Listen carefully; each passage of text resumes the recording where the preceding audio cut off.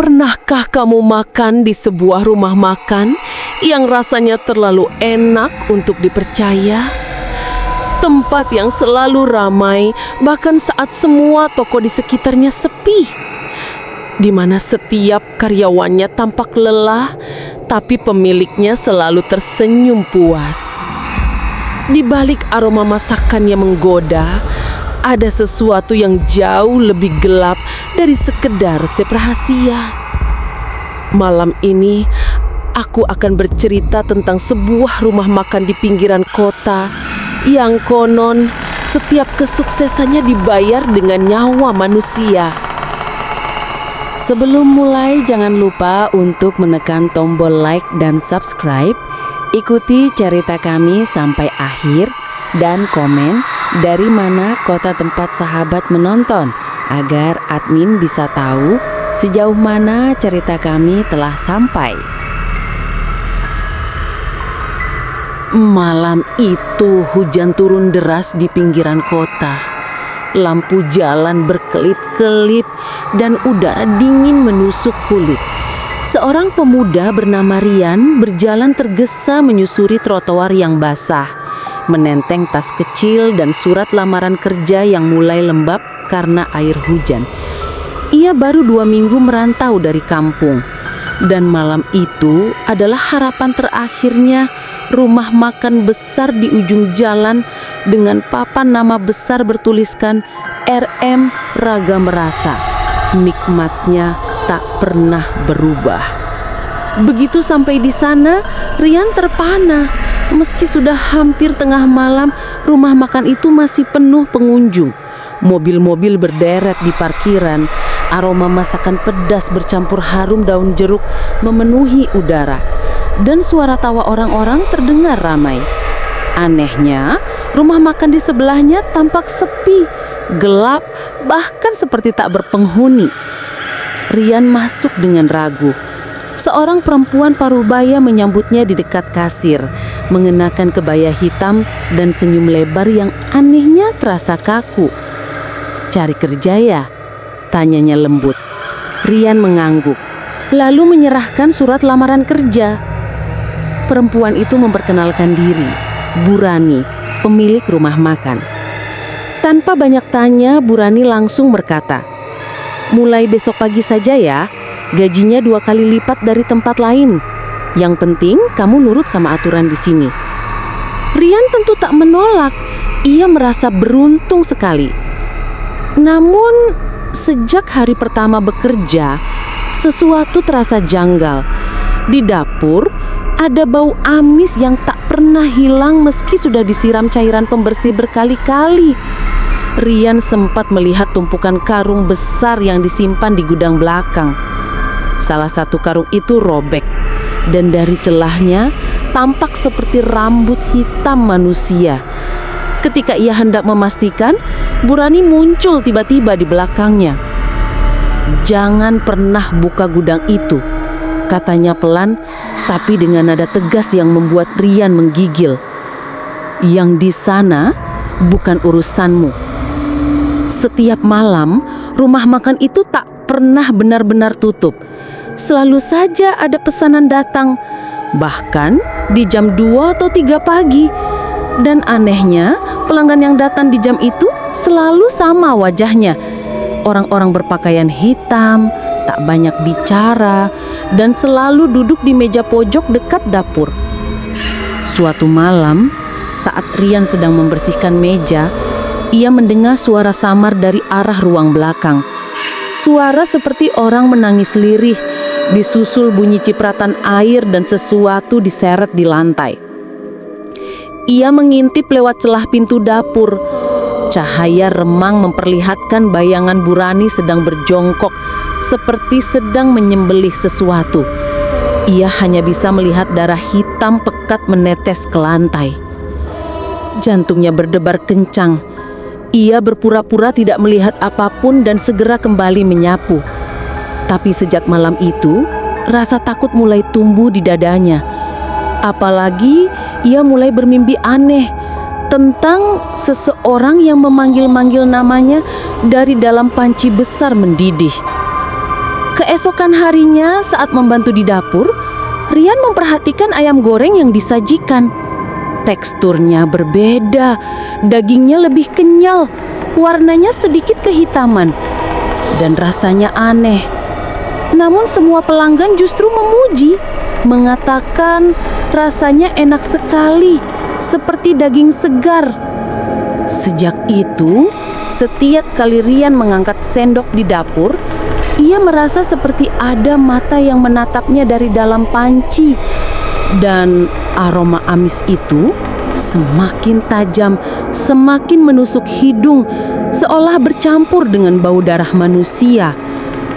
Malam demi malam berlalu, Rian mulai sadar rumah makan yang selalu ramai ini mungkin tidak hanya memberi makan orang yang lapar, tetapi juga memberi makan sesuatu yang lain.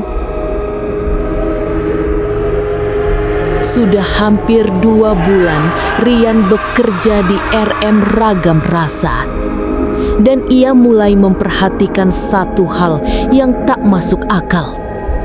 Rumah makan itu tidak pernah sepi, bahkan saat hari hujan deras atau listrik padam. Selalu saja ada pelanggan yang datang, entah dari mana. Beberapa di antaranya tampak seperti bukan orang biasa. Kulit pucat, mata sayu, dan langkah kaki mereka tak pernah menimbulkan suara. Rian mulai merasa hidupnya seperti berada di 2 dunia. Di siang hari, ia bekerja seperti biasa. Tapi saat malam tiba, udara rumah makan berubah berat dan dingin. Seolah ada sesuatu yang bernafas di antara aroma masakan. Suatu malam, saat sedang duduk di belakang dapur, ia berkenalan dengan Yanto, karyawan paling lama di sana. Tubuh Yanto kurus, matanya cekung, dan wajahnya selalu tampak cemas. Rian bertanya santai saja, "Mas, sejak kapan kerja di sini?" Yanto menjawab tanpa menatap, 7 tahun, dan sebaiknya kami jangan banyak tanya. Di sini yang penting kerja, jangan kepo. Nada suaranya datar, tapi jelas mengandung peringatan. Namun rasa penasaran Rian terlalu kuat. Ia mulai memperhatikan setiap kejadian ganjil di sekitarnya. Setiap awal bulan, Bu Rani selalu menghilang 2 hari penuh. Dan saat kembali, wajahnya selalu tampak lebih segar dan cerah. Sementara karyawan lain justru sering mengeluh lemas, sakit, atau tiba-tiba mengundurkan diri tanpa kabar. Suatu malam, saat listrik rumah makan padam karena hujan deras, Rian dan Yanto terjebak di dapur. Dalam gelap, Rian mencoba menghibur diri dengan bercanda.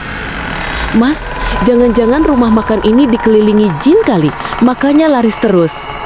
Yanto hanya diam, lalu menyalakan korek api kecil. Cahaya oranye dari api itu memantul di wajahnya yang pucat. Ia berbisik pelan, hampir tak terdengar. "Bukan jin, Rian, tapi sesuatu yang lebih tua dari itu dan lebih lapar." Malam itu, Yanto akhirnya bercerita tentang asal mula RM Ragam Rasa. Dulu, sebelum ramai seperti sekarang, rumah makan itu hampir bangkrut. Suami Bu Rani meninggal mendadak, anak semata wayangnya ikut sakit keras, dan semua harta mereka habis untuk berobat. Dalam keputusasaan, Bu Rani pergi ke gunung bersama seorang dukun tua dan menghilang selama 40 hari. Saat ia kembali, rumah makan langsung dibuka ulang. Dan entah bagaimana, pelanggan berdatangan tanpa henti. Menu yang dulu tak laku, kini jadi rebutan.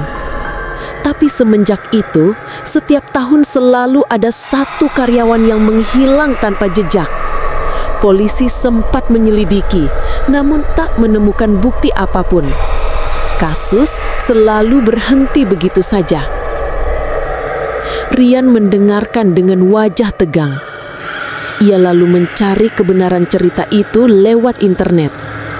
Malam berikutnya, di kamar kosnya yang sempit, ia menemukan artikel lama dari tahun 2003. Judulnya, Kasus Pesugihan Rumah Makan di Daerah Selatan Tak Pernah Terungkap. Dan di dalam artikel itu ada nama Rani Surya, disebut sebagai saksi yang selamat dari perjanjian hitam. Jantung Rian berdetak cepat. Nama itu persis seperti Bu Rani, pemilik tempat ia bekerja. Ia menggulir halaman ke bawah dan membaca kalimat terakhir artikel itu. Perjanjian darah hanya bisa diputus dengan kematian. Selama itu belum terjadi, korban berikutnya akan selalu ada. Rian menatap layar ponselnya lama, lalu terdengar ketukan di jendela kamarnya.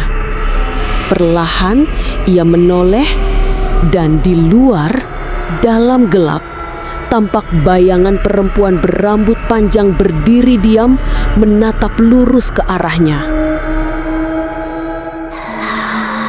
Sejak malam itu, Rian tak bisa tidur nyenyak. Bayangan perempuan berambut panjang yang menatap dari luar jendela terus menghantuinya. Ia yakin itu bukan halusinasi. Sebab keesokan harinya, di kaca jendela kamarnya ada bekas tangan berdarah yang menempel, seperti seseorang benar-benar menyentuhnya dari luar malam sebelumnya. Rian mulai bertekad mencari kebenaran. Ia tahu jika terus diam, ia bisa menjadi korban berikutnya. Setiap hari ia memperhatikan kebiasaan Bu Rani, mencatat jam-jam ketika dapur dikunci dan waktu-waktu ketika rumah makan tiba-tiba ditutup beberapa jam tanpa alasan. Pada suatu malam Jumat, sekitar pukul 1 dini hari, rumah makan sudah sepi. Rian berpura-pura lembur untuk bersih-bersih, sementara karyawan lain sudah pulang. Ia tahu Bu Rani tidur di lantai 2 rumah makan, jadi ini satu-satunya kesempatan. Dengan tangan gemetar, ia mengambil kunci yang tergantung di dinding dapur. Salah satunya bertuliskan label lusuh, gudang belakang. Pintu gudang itu selalu terkunci rapat, tapi malam itu kunci itu berputar perlahan di tangannya. Suara engsel berdecit pelan saat pintu terbuka. Udara dingin dan bau busuk langsung menyergap wajahnya, seperti campuran amis darah, daging basi, dan sesuatu yang lebih busuk dari itu. Ia menyalakan senter ponselnya, dan pandangannya langsung membeku. Di tengah ruangan ada drum-drum besar berwarna biru tua. Beberapa terbuka, menampakkan cairan hitam pekat di dalamnya. Dan di permukaannya mengapung potongan tubuh manusia. Tangan, kepala, bahkan jari-jari yang sudah membusuk. Rian nyaris menjerit tapi menutup mulutnya dengan tangan. Langkahnya goyah saat ia berjalan mundur. Namun kemudian matanya menangkap sesuatu di sisi kanan. Sebuah meja sesajen dengan patung kepala kambing di atasnya. Di bawahnya ada mangkuk berisi darah segar dan beberapa foto karyawan lama, masing-masing ditusuk jarum di bagian dahi. Salah satu foto itu adalah Yanto. Rian membeku. Di belakang meja itu ada buku tua berisi tulisan tangan. Ia membuka halaman pertama, tertulis tanggal dan nama-nama korban. Setiap tahun satu nama. Dan di halaman paling bawah tertulis, tahun ini Rian. Lampu senter di ponselnya tiba-tiba berkedip. Udara di ruangan menjadi sangat dingin. Dan dari kegelapan belakang drum muncul suara langkah kaki pelan, disusul suara lembut yang sangat ia kenal. Sudah lihat ya? Rian berbalik dengan cepat. Bu Rani berdiri di ambang pintu, mengenakan pakaian tidur berwarna putih.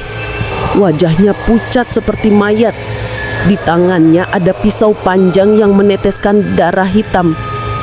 Dengan senyum datar, ia berkata, "Kalau sudah lihat, berarti kamu sudah dipilih."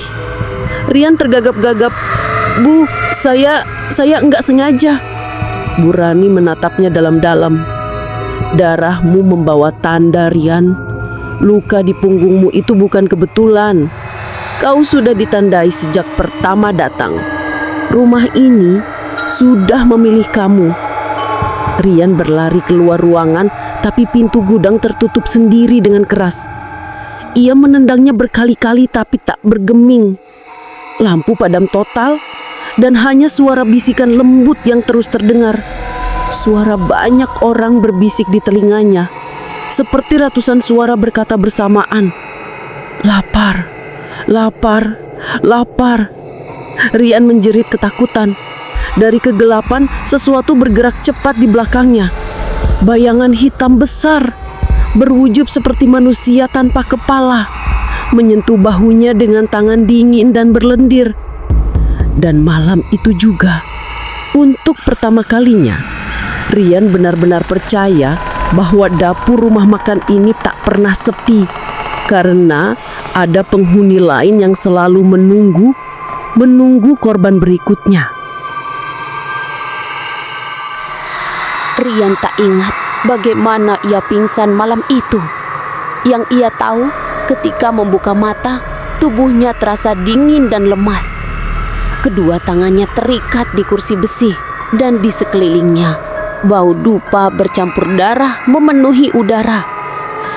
Ia berada di ruangan belakang rumah makan, ruangan yang tadi malam sempat ia masuki. Tapi kini semuanya berbeda. Lantai dilapisi kain merah. Di tengahnya terbentang lingkaran besar berisi simbol aneh, dilukis menggunakan darah segar. Di tiap sudut ruangan ada lilin yang menyala redup, dan di dinding tergantung foto-foto karyawan lama dengan mata dicoret tinta hitam. Yanto berdiri di dekatnya, menunduk dalam diam. Wajahnya pucat, matanya kosong, seolah bukan lagi dirinya. "Mas Yanto, tolong aku," bisik Rian. Namun Yanto hanya bergetar pelan. "Aku dulu juga kayak kamu, Rian. Tapi aku takut, aku gak bisa lawan." Suaranya serak seperti orang yang sudah lama tak tidur. Lalu pintu terbuka, Bu Rani masuk, mengenakan jubah hitam panjang. Di tangannya ada mangkuk besar berisi darah dan sesajen dari kepala ayam, bunga kamboja, serta kemenyan. Ia melangkah perlahan menuju lingkaran itu. Senyum tipis menghiasi wajahnya. Senyum yang sama seperti pertama kali Rian datang melamar kerja. "Maafkan Ibu, Rian. Ini bukan karena benci. Ini hanya bagian dari perjanjian." Rian menggigil. "Perjanjian apa, Bu?" Bu Rani menatapnya tajam. "Perjanjian dengan penjaga dapur, makhluk yang memberiku berkahan. Setiap tahun 1 jiwa harus diserahkan. 1 darah segar untuk menjaga rasa, untuk menjaga rezeki." Ia mulai membaca mantra dalam bahasa yang tak dimengerti. Suara gumamannya berubah semakin berat, seperti berasal dari 2 mulut sekaligus. Suara manusia dan suara lain yang bergema di ruangan. Api lilin bergoyang liar dan udara menjadi dingin membeku. Yanto berlutut di sampingnya, menutup telinga sambil menangis. Lantai bergetar pelan. Dari tengah lingkaran darah, asap hitam pekat mulai muncul, berputar seperti pusaran angin. Asap itu berubah bentuk menjadi sosok tinggi tanpa kepala. Tubuhnya hanya terdiri dari bayangan pekat dan suara erangan panjang. Dari dadanya keluar tangan-tangan hitam meraba ke arah Rian. Bu Rani mengadah, mengangkat pisau panjang berlumur darah. "Terimalah tumbal tahun ini," teriaknya. Rian berteriak sekuat tenaga. Ia menggoyangkan kursi, mencoba melepaskan ikatan. Pisau di tangan Bu Rani bergetar, dan tiba-tiba lampu di seluruh ruangan menyala terang. asap hitam itu menjerit, lilin meledak satu persatu dan aroma gosong memenuhi udara. Burani terpental keras ke dinding, darah keluar dari hidungnya. Yangto dengan sisa tenaga memotong tali pengikat di tangan Rian. "Cepat lari," katanya dengan suara serak. Mereka berdua berlari keluar ruangan, menembus asap tebal yang menyesakkan dada. Tapi saat mencapai pintu depan rumah makan, mereka terhenti. Di luar, jalanan berubah menjadi lorong gelap. Tidak ada suara kendaraan, tidak ada lampu jalan.